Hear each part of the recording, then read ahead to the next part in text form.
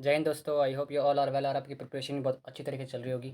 मैं आशीष भंडारी स्वागत करता हूँ आपके चैनल कृष्णा फाउंडेशन के अंदर एक बार फिर। तो मौलिक अधिकार को हम अध्ययन कर रहे थे, ठीक है। समानता मैंने कंप्लीट कर चुका था। I have been totally completed the lesson of equality. Equality को जितने भी संदर्भ थे मैंने आपको स्पष्ट कर चुका था, जितने भी इसकी संदर्भ में बातें की गई थी संविधान के अंदर अनुच्छेदों के बारे में। इसकी समानता क्या है, सकारात्मक स्वतंत्र समानता क्या होती है, नकारात्मक स्वतंत्र समानता क्या होती है, उसका मैंने कर दिया। अगर पिछले अगर आपने नहीं देखा तो जाके देख सकते हो, मेरी प्लेलिस्ट मैंने क्रिएट कर दी है। अब बात करने वाले हम स्वतंत्रता के बारे में। ये स्वतंत्रता नाम का कीड़ा है क्या, मतलब ये इसकी उपज क्या है, कि क्या था, मतलब कि इसको इतना ज़रूरी क्यों बना दिया लोगों ने, मतलब कि इतना ज़रूरी है क्यों, जो ऐसा क्या बात है स्वतंत्रता के अंदर। लोग सब कहते हैं कि इस पे बहुत सारी कविताएँ बनती है, बहुत सारे लोग इस पे अपने तर्क देते हैं, स्वतंत्रता इतनी होनी चाहिए, स्वतंत्रता ऐसी होनी चाहिए, स्वतंत्रता ऐसी होनी चाहिए, लड़कियों को इतनी होनी चाहिए। सबके अपने अपने विचार होते हैं स्वतंत्रता को लेकर, ठीक है ना। अपने अपने व्याख्याएँ होती है स्वतंत्रता को लेकर, ठीक है ना। तो भारतीय संविधान में भी स्वतंत्रता को लेकर एक अपनी व्याख्या की गई है, ठीक है। और सिर्फ व्याख्या ही नहीं है, उसको मौलिक अधिकार का भी दर्जा दिया गया है। मौलिक अधिकार, जैसे कि मैं आपको पहले बता चुका हूँ कि मौलिक अधिकार वैसे अधिकार होते हैं जिनको आप किसी भी कीमत में हनन नहीं कर सकते। ये आपके जन्म सिद्ध अधिकार हैं जो आपको पैदा होकर मिलते हैं किसी भी देश भारत के अंदर अगर आप रहते हैं तो। अब बात करते हैं स्वतंत्रता का अधिकार, ठीक है। ये क्या है ऐसा, मतलब मतलब लोगों को ऐसा क्यों लगा कि स्वतंत्रता का अधिकार भारतीय संविधान में रखना चाहिए, वो भी मौलिक अधिकारों के अंदर। देखो, जब भारत अपने आज़ादी की लड़ाई लड़ रहा था, जब जब 1947 से पहले की बात करें, तो भारत ने स्वराज्य की मांग की, पूर्ण स्वराज्य की मांग। स्वराज मतलब कि स्वतंत्रता, अपना खुद का शासन, है ना। स्टेट डोमिनियन की मतलब खुद का शासन की मांग की है। पहले आपको पता ही था, भारत ना बहुत क्या कहते हैं, बहुत 200 साल तक अंग्रेज़ों ने हमें हमें गुलाम बना के रखा।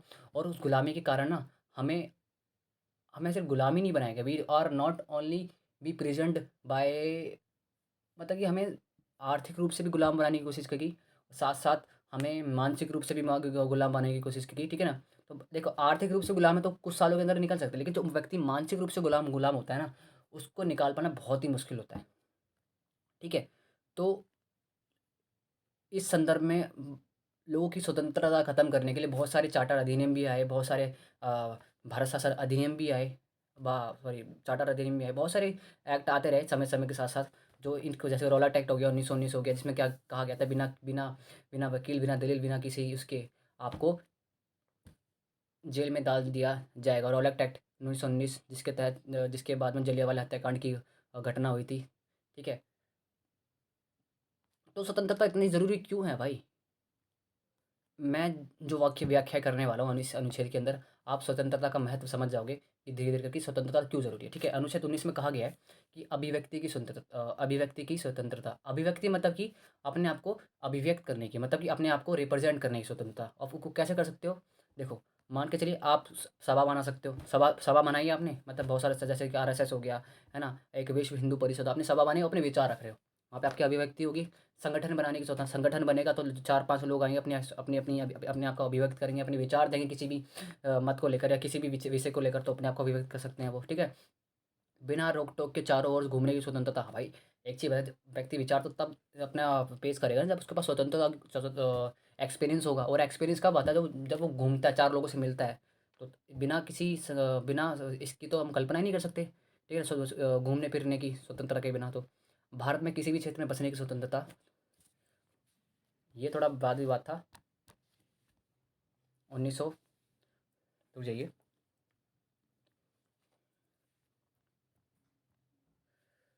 2019 में ये वाद विवाद का विषय था। तब तक 370 नहीं हटा था कश्मीर से। कश्मीर एक अपवाद था, लेकिन और ये 35 है जो था, ये एक अपवाद था, लेकिन अभी कश्मीर से भी ये कीड़ा जो है हट चुका है। कश्मीर से भी कीड़ा हट चुका है। इसका कहने का मतलब यहाँ पर ये है कि अब कश्मीर भारत का अभिन्न अंग है और केंद्र शासित प्रदेश है। 300 जो विशेष राज्य का दर्जा था वो हटा दिया गया है। अब आप कश्मीर के अंदर इन्वेस्टमेंट देखें, नोटिस कर रहा होगा कि बहुत सारे इन्वेस्टमेंट किए जा रहे हैं, बहुत सारे इन्वेस्टमेंट किए जा रहे हैं। जो कतर में एक बहुत बड़ी कंपनी है, तो उसका नाम मैं भूल रहा हूँ। वो बहुत बड़ा क्या कहते हैं, इंफ्रास्ट्रक्चर बिल्ड करती है। उसने भी क्या कहते हैं इन कश्मीर में अपना इन्वेस्टमेंट करने के लिए तैयार हो चुकी है। बहुत सारी कंपनियाँ अब आ रही है ना। बहुत सारे लोग अब ले सकते हैं। अब कुछ समय बाद वो पूर्ण तरीके से अब ऐसी जगह हो जाएगी कि आप वहाँ पे जाकर रह सकते हो, ठीक है। बिना रोके टोके चारों ओर घूमने की स्वतंत्रता। भारत में किसी भी क्षेत्र में बसने की स्वतंत्रता है, ठीक है। संपत्ति का अधिकार हो गया, अब ये मूल अधिकार नहीं रहा, ठीक है। पहले देखो, ये मैं पढ़ा क्यों रहा हूँ, देखो, पहले संपत्ति का अधिकार ना मूल अधिकार था। मान के चलिए भारत सरकार एक सड़क बना रही है, ठीक है, और यहाँ पे आपका घर पड़ गया। या तो आपको यहाँ से ले जाना पड़ेगा या फिर इसको तोड़ना पड़ेगा। अगर ये मूल अधिकार होता तो आप सीधा कोर्ट में जा सकते थे, सरकार कुछ बोल भी नहीं सकती थी। लेकिन इसको बाद में जाके संविधान संशोधन किया गया। संविधान संशोधन मतलब कि इसमें परिवर्तन किया गया और इसको संपत्ति के अधिकार को यहाँ से हटा दिया गया। देखो संपत्ति का अधिकार, देखो स्वतंत्रता के अधिकार में भी दे रखा है और एक अलग से भी संपत्ति का अधिकार दे रखा है। उसके बारे में हम आगे जाके चर्चा करेंगे, ठीक है। संपत्ति का अधिकार खत्म कर दिया। देखो 44वां संविधान संशोधन जो किया गया था आपका, 44वां संविधान संशोधन 1978 को मौलिक अधिकार से ये सभी दो आपका संपत्ति का अधिकार था हटा दिया गया। अब इसे अनुच्छेद 300 के काम में रख दिया गया है और इसे सिर्फ कानूनी अधिकार, कानूनी अधिकार मतलब समझते हो, नॉर्मल कानून है, ठीक है। नॉर्मल कानून के और नॉर्मल कानून और मौलिक अधिकारों में आपको अंतर पहले ही स्पष्ट कर चुका हूँ, ठीक है। आगे चलते हैं, ठीक है। व्यवसाय करने की स्वतंत्रता मतलब कि कोई भी आप प्रोफेशन कुछ भी बन सकते हैं, हाँ, लेकिन इलीगल नहीं, ऐसा नहीं आतंकवादी बन जाओ। चुन सकते हो, चाहे आप डॉक्टर बनना चाहते हो डॉक्टर बन सकते हो, चाहे आ, आप चाहे वकील कॉबलर बनना चाहते हो वकील बनना चाहते हो, कुछ भी बनना चाहते हो, वो आपकी स्वतंत्रता है, आप कुछ भी बन सकते हो। भारतीय संविधान कहता है कि आपके ऊपर स्वतंत्रता है, आप कुछ भी बन सकते हो, ठीक है। आगे बढ़ते हैं। अनुच्छेद 20 क्या कहता है? अनुच्छेद 20 इसमें 3 प्रकार की स्वतंत्रता की बात की गई है, ठीक है। अनुच्छेद 20 बहुत इंपॉर्टेंट है, ठीक है। अनुच्छेद 20 बहुत इंपॉर्टेंट है, ठीक है। तो मतलब कि मैंने 1900 पहले 19 को मैं एक बार और स्पष्ट कर देता हूँ। बेसिकली 19 क्या कहता है? आपको अभिव्यक्ति की स्वतंत्रता है। अभिव्यक्ति का मतलब स्वतंत्रता मतलब उसकी अभिव्यक्ति की स्वतंत्रता मतलब कि आप बोल सकते हो, है ना, आप बोल सकते हो, लेकिन उसकी भी एक सीमा है। क्या सीमा है उसकी? उसकी सीमा ये है कि आप इन अधिकारों का प्रयोग तभी कर सकते हो, उसमें संविधान में बोला गया है कि जब सर्वोच्च न्यायालय के वकीलों ने इस स्वतंत्र क्या कहते हैं मौलिक अधिकारों की व्याख्या की कि आप अपने अधिकारों को, जब तक आपका अधिकार तब तक मान्य है जब तक आप दूसरे के अधिकार को हनन नहीं कर रहे हो। अगर आप दूसरे के अधिकार का हनन कर रहे हो तो ये आपका अधिकार भी खत्म हो जाएगा ऑटोमेटिकली, ठीक है। तो आपकी सीमा ये है कि जब तक आप अपने दायरे में रहकर इन अधिकारों का प्रयोग करोगे तो आपको ये अधिकार मिलेंगे। भारतीय संविधान का जहाँ आपने दूसरे के अधिकारों का हनन कर दिया तो आपके अधिकार ऑटोमेटिकली खत्म हो जाएंगे, ठीक है। आगे बढ़ते हैं, ठीक है। तो मैं बेसिकली आर्टिकल 9 में टोटल कहते हैं 5 तरीके की, 5 टोटल आपका देख सकते हो। ये 5 तो आपका हट ही चुका है, 6 लगभग 7 तरीके की थी, एक तो आपको हटा दिया गया है, ठीक है। लगभग 6 तरीके की स्वतंत्रता की बात की गई है आर्टिकल 19 में। पहला होता है आपका अभिव्यक्ति की स्वतंत्रता, ठीक है। अभिव्यक्ति की स्वतंत्रता में आप में अभिव्यक्ति मतलब आपने झंडा फहराने की स्वतंत्रता है आपको, हाँ, फैला सकते हो। पुतला जलाने की स्वतंत्रता है। आप नोटिस करा होगा कि बहुत जब जब भी कोई व्यक्ति सरकार की द्वारा बनाई गई नीतियों से संतुष्ट नहीं होता है तो उस वो अपना विरोध प्रदर्शन करता है, अभिव्यक्ति देता है उस सरकार का पुतला जला के, ठीक है। आर्ट अब देखो आरटीआई भी अभिव्यक्ति की स्वतंत्रता के अंदर आते हैं। मान के चलिए आपने किसी से कुछ क्वेश्चन पूछा। आरटीआई क्या है? 2005 में लाया गया इसको, 2005-2006 में इसको लाया गया। आरटीआई क्या है? Right to information. Right to information क्या है? राइट टू इन्फॉर्मेशन, इन्फॉर्मेशन क्या है? मान के चलिए कोई भी सरकारी कार्यालय है, ठीक है, और आपको क्या चाहिए? आरटीआई के अंदर सर्वोच्च न्यायालय नहीं आता, सर्वोच्च न्यायालय को से बाहर रखा गया है। आपने क्या कहते हैं, आरटीआई क्या है? आपका अधिकार है, आप सरकार के किसी भी डिपार्टमेंट से पूछ सकते हो कि आपने मान के चलिए श्रम मंत्रालय ने आपसे को पूछना है कि आपने इस साल क्या कहते हैं आरटीआई डाली और इतने साल कितने लोगों को रोजगार दिया, कितने लोग आज भारत के अंदर बेरोजगार है, वो उसका डाटा लेना चाहते हो। तो सर कुछ पैसे लगते हैं इसके, 30 या 40 रुपये मेरे ख्याल से कुछ लगते हैं, आप डाल सकते हो। और उस आरटीआई के बाद, राइट टू इन्फॉर्मेशन के बाद आपको जवाब मिलता है। तो अभिव्यक्ति की आज़ादी के साथ साथ इसके अंदर आरटीआई भी आता है, ठीक है। बिना हथियार की सभा करने की स्वतंत्रता, देखो बिना हथियार के, देखो सभा कर सकते हो, संगठन बना सकते हो, लेकिन बिना हथियार के, वो हिंसक नहीं होना चाहिए, ठीक है। संगठन बनाने की स्वतंत्रता, बिना रोक टोक के कहीं भी घूमने फिरने की स्वतंत्रता, लेकिन इसकी भी सीमा है। ऐसा तो है नहीं आप किसी के बेडरूम में घुस जाओ, है ना, किसी की प्राइवेट प्लेस में घुस जाओ। संविधान में बोला गया कि जहाँ आप दूसरे के मौलिक अधिकारों, वहाँ दूसरे के अधिकारों का हनन करते हो, उसी टाइम आपके अधिकारी ऑटोमेटिकली निरस्त हो जाते हैं, ठीक है। भारत में किसी क्षेत्र में बसने की स्वतंत्रता 370 हट चुका है। 370 अभी है, ऐसी बात नहीं, 370 अभी अभी है, लेकिन उसके जो अनुच्छेद उनको निरस्त कर दिया गया, उनके जो अनुच्छेद का खा दे रखा था उनको निरस्त कर दिया गया, ठीक है। 35A हो गया, भारत में किसी भी क्षेत्र में बसने की स्वतंत्रता होगी, ठीक है। संपत्ति को तो हटा के 44वां संविधान संशोधन 1978 में इसको हटा के 300 काम में डाल दिया, नॉर्मल कानून बना दिया गया इसको, ठीक है। आगे चलते हैं, व्यवसाय करने की स्वतंत्रता, कोई भी व्यवसाय आप कर सकते हो, ठीक है। अब बात करते हैं 20 में क्या गया? इसमें 3 प्रकार की स्वतंत्रता की बात की गई है। 20 में क्या क्या गया है देखो, इसमें कहा गया दोष सिद्धि से संरक्षण। ये क्या है भाई? ठीक है, इसमें 3 तरह की स्वतंत्रता की बात की है। पहली क्या की है देखो, अपराध के समय जो कानून है ना, उसको उसी के हिसाब से सज़ा दी जाएगी, ठीक है? अ, एक गलती की एक सज़ा दी जाएगी, ठीक है? तीसरा बोला गया इसमें खुद के विरुद्ध गवाही नहीं दे सकते। मान के चलिए आपको मान के चलिए कोर्ट गए और आपको सज़ा सुनाई, ठीक है?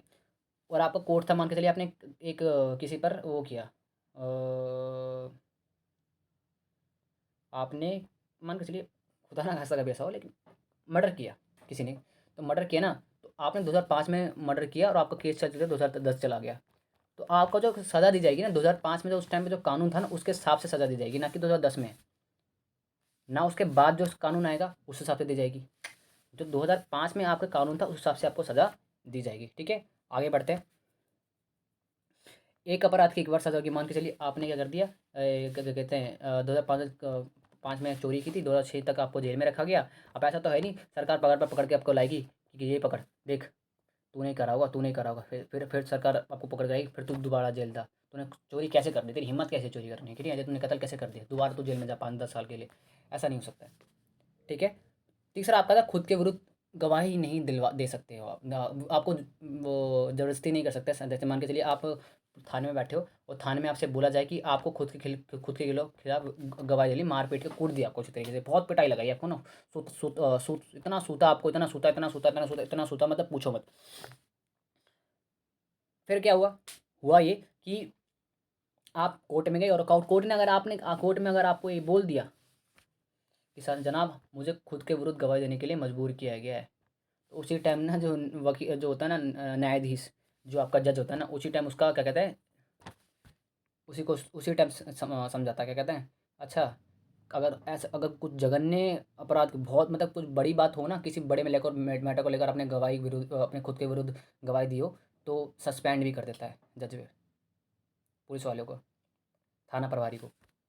तो इतनी बड़ी होती है। अब नोट इसमें दिया गया है कि अनुच्छेद 20 के अनुसार जब किसी किसी व्यक्ति को न्यायालय दोषी करार नहीं कर देती जब तक वो अपराधी नहीं है। मतलब कि अनुच्छेद 20 नॉर्मली क्या कहता है कि कोई व्यक्ति जब तक अपराधी नहीं है, जब तक न्यायालय उसको सिद्ध ना कर दे कि हाँ तुमने ये काम किया है और आप दोषी हो इसके लिए, जब तक उसके पर केस चल रहा है ना, तो जब तक वो क्या छूट है। जिस दिन उसको अपराधी सज़ा सुना दी गई, बस फैसला आ गया कि आप हाँ ये क्राइम किया और आपको इतने साल की जेल होती, तो वो अपराधी है। उससे पहले भी आप नहीं बोल सकते कि वो अपराधी है, ठीक है? आगे बढ़ते हैं। अनुच्छेद 21 का आगे क्या किया गया है देखो, अनुच्छेद 21 में कहा गया है, अनुच्छेद 21 इतना इम्पोर्टेंट है कि आप देखो कि अनुच्छेद 21 जो है ना, 21 आपातकाल, जब राष्ट्रीय आपातकाल लगता है तो 21 जो होता है ना, 21 जो होता है ना, उसका आप हनन नहीं कर सकते, याद रखिएगा। आपातकाल 352, 356 और 360, इसमें भारतीय संविधान में इसके बारे में लिखा गया है, ठीक है? और जब ये चीज़ें लगती हैं, जब ये तीनों की तीन चीज़ें लगती हैं, तीनों में से कोई भी चीज़ लगती है, तो क्या होता है, सारे के सारे जितने भी मौलिक अधिकार होते हैं उनको कुछ समय के लिए, कुछ समय के लिए निरस्त कर दिया जाता है। देखो मान के चलिए किसी ने देश पर हमला कर दिया, ठीक है? और सरकार को चाहिए बहुत सारे लोग सेना में भर्ती के लिए, तो उस टाइम पे सरकार क्या करेगी, मौलिक अधिकार थोड़ी ना दे सकती है। उनको तो सैनिक चाहिए, जबरन भर्ती कराएगी सरकार। चलो भाई, इंडो चाइना वार दोबारा स्टार्ट हो गया 1962 के बाद, दोबारा आपको भारत की सेवा करनी है, तो भारत उस टाइम पे फोर्स कर सकती है, क्योंकि आपातकाल लगा हुआ वो उसकी मजबूरी है। लेकिन कुछ समय के लिए आपका, जब आपातकाल खत्म हो जाएगा, सब स्थिति सब नॉर्मल हो जाएगी। लेकिन 21 को, अनुच्छेद 21 को आप आपातकाल के अंदर भी आप नहीं कर सकते हो। 21 ऐसा अधिकार है, 21 क्या कहता है, इसमें प्राण और दैहिक स्वतंत्रता, इसमें बात की गई है किसकी, प्राण और दैहिक स्वतंत्रता। देखो नोट में लिखा गया कि अनुच्छेद 20, इसमें 20 भी आता है, अनुच्छेद जो आपको पहले पढ़ाया मैंने, अनुच्छेद 20 और 21 को आपातकाल के दौरान नहीं रोका जा सकता है, नहीं रोका जा सकता है। इसे सबसे शक्तिशाली मूल अधिकार कहते हैं। क्या कहते हैं इसको, सबसे शक्तिशाली मूल अधिकार, ठीक है? 21 में क्या किया गया इसको समझा देता हूँ मैं आपको। प्राण प्राण की स्वतंत्रता, मतलब कि आप पहली बात तो प्राण की स्वतंत्रता, मतलब ये क्या, प्राण और दैहिक स्वतंत्रता के अंदर 2-3 चीज़ें आती हैं। प्राण वह दैहिक स्वतंत्रता, मतलब कि आप पहली बात तो आप आत्महत्या नहीं कर सकते हो, अगर आप पैदा हुए हो तो आप देश की संपत्ति हो, देश के अंदर रह रहे हो, और आप खुद भी आत्महत्या नहीं कर सकते हो। आपका जो जीवन है ना, वो क्या है, बहुत बहुमूल्य है। तो इसलिए आप आत्महत्या भी नहीं कर सकते हो, ठीक है। और आत्महत्या जब करते हो ना, तो उसके बाद सरकार ने, अगर तो गलती से बच गए, गलती से अगर बच भी गए ना, तो 309 के तहत, आईपीसी इंडियन पिनल कोड के तहत आपको इतना पीटा जाएगा, इतना पीटा जाएगा, इतना मतलब कि पूछा जाएगा, फिर आपके ऊपर केस चलेगा। हत्या का आत्महत्या के प्रयास किया, फिर तो आप जेल जाओ। एक तो कहते नहीं है, आसमान से गिरे खजूर में अटके, वो हिसाब होता है, ठीक है। तीसरा आता है स्वास्थ्य। देखो, मान के चलिए, देखो तीसरा इसमें आता है, पहला आपका आत्महत्या नहीं कर सकते, दूसरा पर्यावरण। आप पर्यावरण पर्यावरण भी आपका एक तरीके से दैहिक कह सकते हो आप कि प्राण की स्वतंत्रता के अंदर ही आता है। देखो, पर्यावरण क्या है, देखो आप पर्यावरण का संरक्षण आपको करना है। क्या करना है, पर्यावरण का संरक्षण करना है। कैसे, मान के चलिए कोई व्यक्ति है, पर्यावरण पर्यावरण खराब हो गया है उसका, मतलब आसपास का इन्वायरमेंट जो है वो पूरा खराब हो चुका है, रहने लायक नहीं है, तो स्वतंत्रता का क्या फ़ायदा उसका। तो पर्यावरण का नोटिस करा होगा आपने, बहुत सारे क्या कहते हैं, नेशनल ग्रीन ट्रिब्यूनल बैठा रखी है ना। कभी आपको पेड़ काटे जाते हैं तो उसके खिलाफ अगर आपने फ़ोटो भेज दी, इस इनके पास, एमसीडी के पास, म्यूनसिपल कॉर्पोरेशन दिल्ली जो, उनके पास अगर भेज दिया तो इसके ऊपर केस चला दिया जाता है। बिना अनुमति के नहीं चला सकते आप। कंस्ट्रक्शन चल रहा है, अगर मान के चलिए बहुत बड़ा पेड़ है, अगर आपको काट रहे हो, तो उसके लिए आपको परमिशन लेनी पड़ती है, और आपको कम से कम 100 या 200 पेड़ दोबारा लगाने पड़ते हैं। ये कहा लिखा गया है कि आप पर्यावरण को नुकसान नहीं पहुंचा सकते हो, ठीक है। तीसरा इसके अंदर आता है स्वास्थ्य। स्वास्थ्य क्या किया गया है, स्वास्थ्य में इसमें क्या क्या किया गया, मुझे बताइए आप। 2002 में संविधान में एक संशोधन किया गया था, 46वां संविधान संशोधन। ये 46वां संविधान संशोधन किया गया था। इसमें कहा गया था कि 6 साल से 14 साल के बच्चों को क्या है, शिक्षा का अधिकार है। सरकार व्यवस्था करे कि शिक्षा क्या मुफ्त मिले, फ्री मिले। इसलिए नोटिस करा होगा कि आपको बहुत सारे सरकारी स्कूल खोले गए हैं ना, और 6 साल से जितने भी नीचे हैं, 6 साल से जितने भी नीचे व्यक्ति हैं, उनका क्या करते हैं, 6 से 14 साल से जितने भी मतलब नीचे व्यक्ति हैं, 6 साल से कम लोग के कम कम के जो व्यक्ति हैं, उनका बच्चे जो हैं उनका को स्वास्थ्य का ध्यान रखना है। किसका, इसलिए आपको देखा होगा डीपीटी लगती है, डीपीटी के टीके लगाए जाते हैं आपको। डीपीटी मतलब एक तरीके का टीका, जिसमें आपको सभी जितने भी रोग होते हैं बच्चों में, जैसे कि हैजा हो गया, टाइफाइड हो गया, इनसे आपको पोलियो हो गया, इनसे आपको बच्चा बचा रहता है ना। बहुत सारे आपको क्या कहते हैं, क्या कहते हैं, आपका मिशन इंद्रधनुष किसके तहत चलाया गया है, 6 साल तक के बच्चों के लिए, से कम बच्चों के लिए चलाया गया है ना। टीकाकरण टीकाकरण राष्ट्रीय टीकाकरण अभियान चलाया गया था बहुत साल पहले। तो वो किस लिए चलाया गया था, वो इसी के कारण होता है क्योंकि उसमें मौलिक अधिकारों को सही तरीके से लागू करने के लिए ये चीज़ें करी गई है। सब 46वां संविधान संशोधन में कहा गया है कि व्यक्ति को शिक्षा का अधिकार जो है वो 21 काम में जोड़ दिया गया है। किसमें जोड़ दिया गया है, 21 के काम में जोड़ दिया गया है, ठीक है ना। मतलब कि अ, जो निःशुल्क शिक्षा की प्राथमिक जो शिक्षा होती है वो 6 से 14 साल के बीच में बच्चे को प्रदान की जाए, ठीक है। आगे बढ़ते हैं। अनुच्छेद 22 क्या कहता है, अनुच्छेद 22 कहता है कि इसमें 3 प्रकार की स्वतंत्रता की गई है, ठीक है। अब 22 इंपॉर्टेंट इसलिए है कि देखो, गिरफ्तारी से संरक्षण। गिरफ्तारी से संरक्षण क्या करती है, मतलब कि आपको देखो, दो चीज़ समझना यहाँ पे जरूरी है। देखो, आप 2 तरीके का अपराध कर सकते हो। क्या कर सकते हो, 2 तरीके, एक हो सकता है दंडात्मक,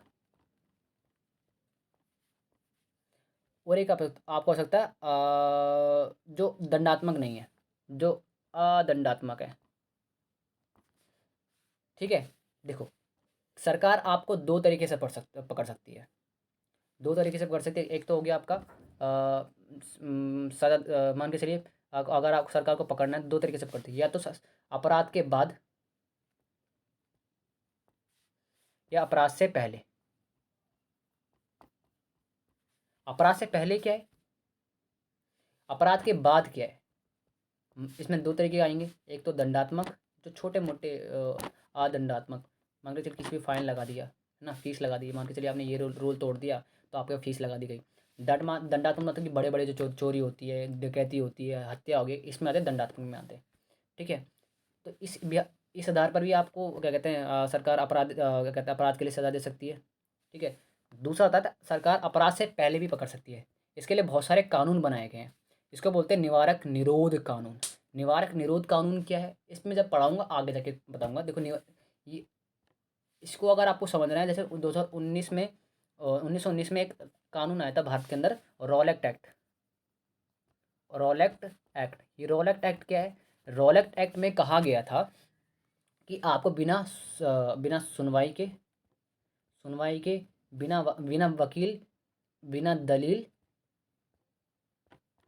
बिना अपील का बिना अपील के आपको, अगर सरकार को शक है कि आप किसी ऐसी कार्रवाई में हैं जो सरकार के विरुद्ध है, तो आपको गिरफ्तार कर सकती है, और गिरफ्तार वो बताएगी नहीं कब लागू, आपको छोड़ेगी।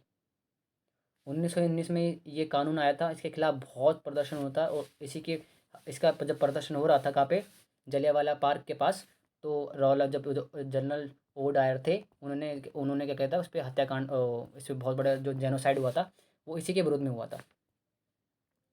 ठीक है, तो उसी से संबंधित एक भारतीय संविधान में एक तो आप स्वतंत्रता भी दे रहे हो, दूसरा ये निवारक निरोध भी ला रहे हो। ये जरूरी क्यों है निवारक निरोध?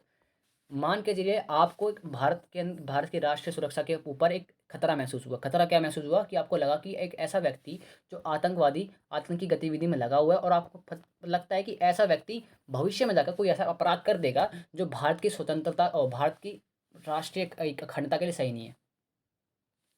मान के चलिए कोई ऐसा व्यक्ति जो गुप्तचर है और जो भारत के अंदर गुप्त रह के कर रहा है, तो आप ऐसे उसको आप बिना उसके, और ऐसे लोगों को जो गिरफ्तार करती है लोग जो ऐसे लोगों को गिरफ्तार करती है, उन लोगों पर जो आर्टिकल 20 था वो लागू नहीं होता है।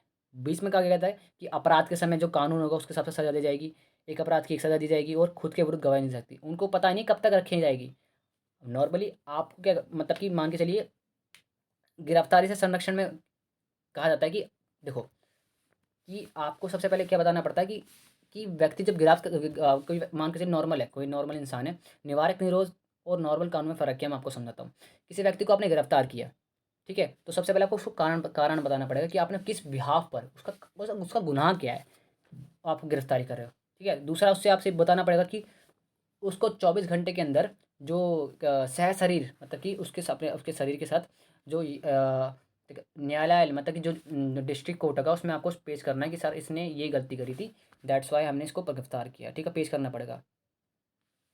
ठीक है, तीसरा उसको अधिकार मिलता है कि गिरफ्तार व्यक्ति को क्या कहते हैं अपना वकील चुनने की अधिकार है। अगर नोटिस करा होगा, जिस व्यक्ति के पास पैसे नहीं होते वकील चुनने के लिए, तो सरकार उसको एक सरकारी वकील देती है। अमूमन सरकारी वकील क्या कहते हैं केस हार जाते हैं, क्योंकि पैसा मिल रहा है ना, तो हार जाती है वैसे।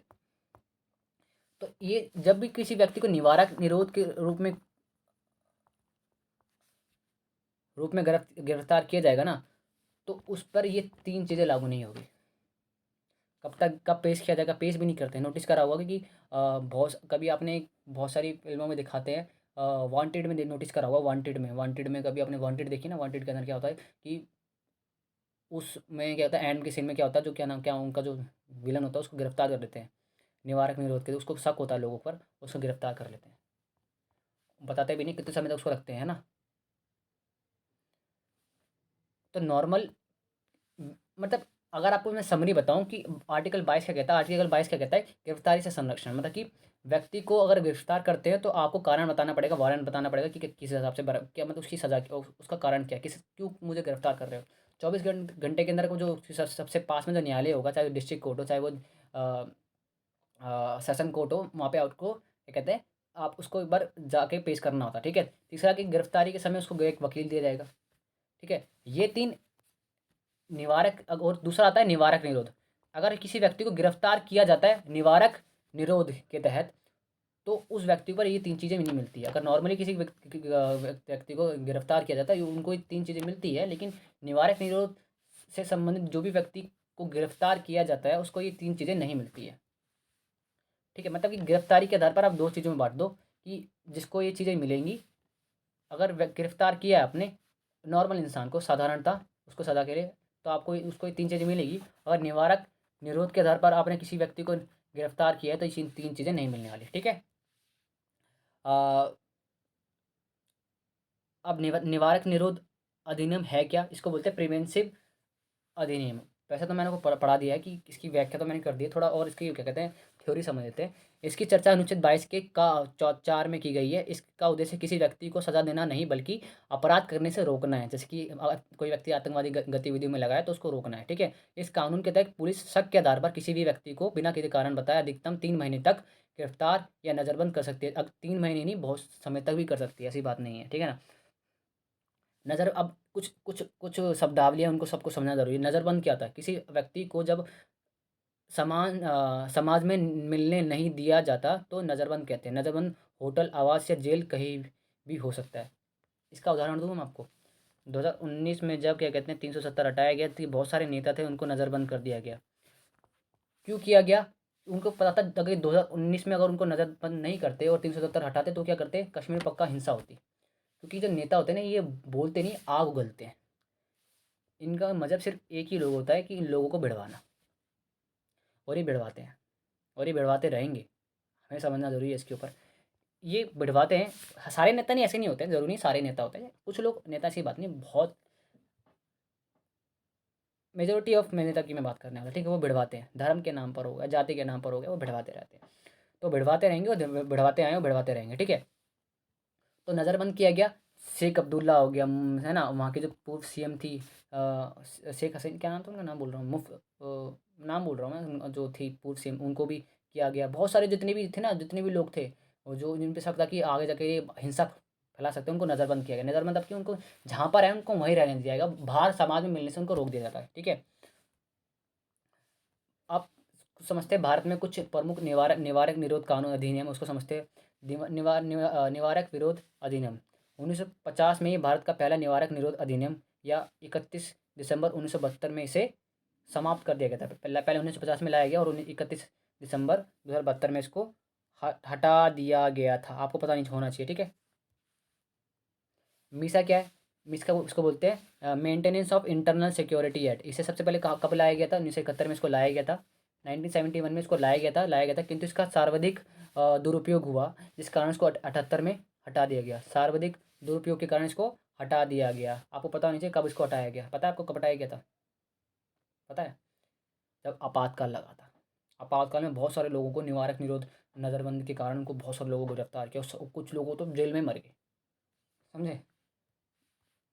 राष्ट्रीय सुरक्षा के कानून, इसको रासुका के नाम से बोलता है, राष्ट्रीय सुरक्षा कानून, ठीक है। इसे 1980 में लाया गया और ये अभी तक लागू है। ये इंपॉर्टेंट है, नेशनल सिक्योरिटी एक्ट, ठीक है। ये वर्तमान में सबसे खतरनाक अधिनियम है। सबसे खतरनाक अधिनियम, अगर किसी को भी निवारक अधिनियम के तहत किसी को भी गिरफ्तार करना है, अगर कोई लगता है कि कोई आतंकवादी गतिविधि या आगे जाके कुछ क्राइम कर सकता है, तो सबसे ज़्यादा इसका प्रयोग किया जाता है। इसके तहत पुलिस इनकाउंटर कर देती है। सबसे ज़्यादा इनकाउंटर किसके तहत किया जाता है? एनएसए के तहत। टाडा, ये है टेररिस्ट के, बहुत बहुत खतरनाक कानून ये भी है। इसको बोलते हैं टेररिस्ट एंड डिस्ट्रक्टिव एक्टिविटी। मतलब कोई भी ऐसा व्यक्ति जो आतंकी गतिविधि में लगा, जो आगे चलकर भविष्य में कर सकता है कि कोई समाज के अंदर आतंकवाद फैला सकता है, तो उसके लिए लाया गया था 1985 के अंदर। कब लाया गया था इसको? इट वाज इंट्रोड्यूस इन 1985। कब लाया गया इसको? 1985 में। इट वाज इंट्रोड्यूस इन 1985 में, ठीक है। लाया गया, आतंकवादी के विरोध में से लाया गया और दुरुपयोग होने के कारण से 23 मई 1995 में इसको हटा दिया गया। मतलब कब इसको हटा दिया गया? 23 इसको हटाया गया था आपका 23 मई 1995 में इसको समाप्त कर दिया। लाया कब गया था? 1985 में इसको लाया गया था। उसका बहुत, देखो, दुरुपयोग भी होता है, ऐसी बात नहीं है। सरकार दुरुपयोग, चाहे वो अपना राजनीतिक कारण हो, चाहे वो किस, हो सकता है कि उसका खुद का ही कुछ व्यक्तिगत हित हो, जिस कारण उसको दुरुपयोग कर सकती है, ठीक है। आगे बढ़ते हैं पोटा। अभी पोटा क्या है? इसको बोलते हैं प्रिवेंशन ऑफ टेररिस्ट एक्ट। ये आतंकवादी पर लगाया जाता है, आपको पता ही होना चाहिए, ठीक है। और इसे 2001 में प्रारंभ तथा 2009 में से समाप्त कर दिया गया। मतलब कि 2001 में इसको लाया गया और 2004 में इसको समाप्त कर दिया गया, ठीक है। शोषण के विरुद्ध अधिकार, इसको समझते हैं। देखो, मैंने अभी तक जो बताया, मुझे लगता है कि थोड़ा सा होच पोच हो गया। मैं आपको थोड़ा सा और स्पष्ट कर देता हूँ, ठीक है। आर्टिकल 22 क्या कहता है? आर्टिकल 22 क्या कहता है? अब आर्टिकल 22 आपको कहता है कि आर्टिकल 22 कहता है कि गिरफ्तारी से संरक्षण। गिरफ्तारी से संरक्षण क्या मतलब? कि किसी भी व्यक्ति को अगर गिरफ्तार किया जाता है तो उसको 3 अधिकार मिलते हैं। 3 अधिकार क्या मिलते हैं? पहली बात तो उसको बताना पड़ता है कि पुलिस को बताना पड़ेगा उसको किस बिहाफ पर आप गिरफ्तार कर रहे हो, अगर, ठीक है, गिरफ्तार कर रहे हो, ठीक है। दूसरा 24 घंटे के अंदर उसको जो सबसे जो निकट न्यायालय होगा, चाहे वो डिस्ट्रिक्ट कोर्ट हो, चाहे वो सेशन कोर्ट हो, कोई सा भी कोर्ट हो, तो वहाँ पे उसको पेश करना पड़ता है। उसको बताना पड़ता है माय लॉर्ड जज जी, इन्होंने ये गलती करी इसलिए इनको गिरफ्तार किया गया, ठीक है। फिर जज चाहे तो उसको क्या कहते हैं, रिमांड पे भेज सकती है, या फिर उसको फिर उसको रिमांड में भेज देगी, ठीक है। तीसरा आता है गिरफ्तारी व्यक्ति को पसंद का वकील करने करने का अधिकार। मतलब अगर कोई व्यक्ति किसी को व्यक्ति को गिरफ्तार किया गया तो उसको अपना वकील चुनने की भी आज़ादी होती है, ठीक है। समझ आ गया आपको? ठीक है। अगर देखो नॉर्मल इंसान को गिरफ्तार किया जाता है तो उसको ये 3 चीज़ें मिलती हैं।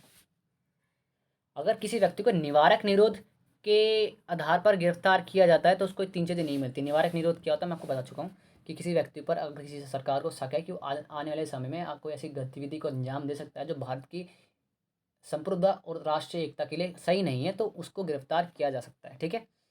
निवारक विरोध अधिनियम प्रोवेटिव डिटेंशन, इसकी सूची चर्चा ये तो आपको पढ़ा चुका हूँ, ठीक है। पोटा हो गया। एक अफसफा भी होता है। अफसफा क्या था आपको पता होगा, जैसे आर्म फोर्स एक अफसफा था जो नागालैंड में बहुत बार लगाया जाता है, जिसको बोलते हैं नागालैंड में इसका नाम इसका आंतरिक अशांति के कारण ही लगाया जाता है। रुक जाइए मैं आपको बताता हूँ। अफसपा ए AFSPA arm force special preventive act.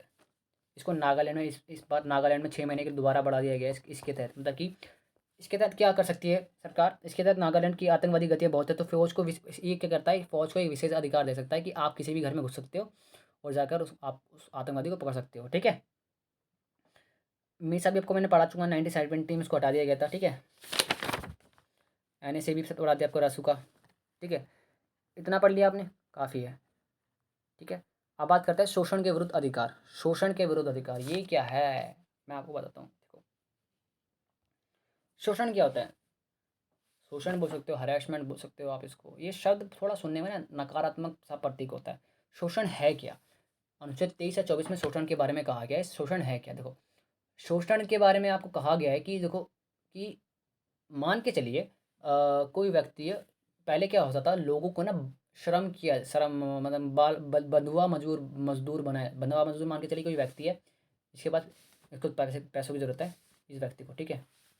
और ये दूसरा व्यक्ति है जिसको बहुत सारा पैसा है ना, साहूकार है ना, साहूकार है, ठीक है। और ये क्या है, गरीब बिछड़ा सा व्यक्ति है, इसको बहुत पैसे की जरूरत है, ठीक है। ये इसके पास जाता है, सरा मुझे पैसे दे दो, ठीक है। इसको कॉन्ट्रैक्ट साइन कराता है, अंगूठा लगवा लेता था और इसकी बंधुआ मजदूरी देता था। बंधुआ मजदूर इसको बना लिया करता था। बंधुआ मजदूर क्या होता है, इसको ना तो पैसे देगा ना वो तो करेगा। समय के साथ साथ क्या क्या होता है कि ये जो पैसे इसको दिए हैं ना वो समय के साथ कटते जाते थे, ठीक है। और कभी कभार क्या होता था, जो मालिक होता था वो चतुराई से इसको आजीवन के लिए, पूरी ज़िंदगी के लिए बंधुआ मजदूर बना दिया करता था। तो इसको इन सब चीज़ों को रोकने के लिए बच्चों से काम, और वो बंधुआ मजदूर वंशानुगत चलता था। मतलब कि अगर उसका बाप बंधुआ मजदूर है ना तो उसका बेटा भी बंधुआ मजदूर बनता, ठीक है।